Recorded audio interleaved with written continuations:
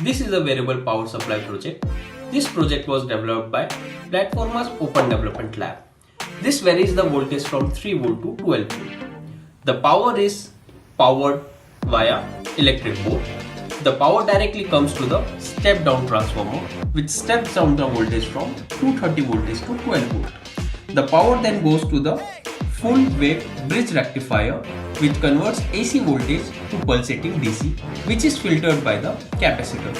This filter voltage is directly transferred to the voltage regulator. Now from here we can directly take out two cables.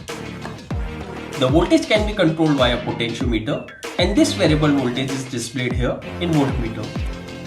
The project demo can be provided as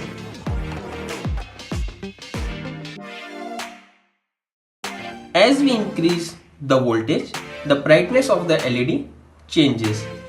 As we increase the voltage, the brightness is controlled. We can replace the LED with the motor or any devices and control the voltage and its effect.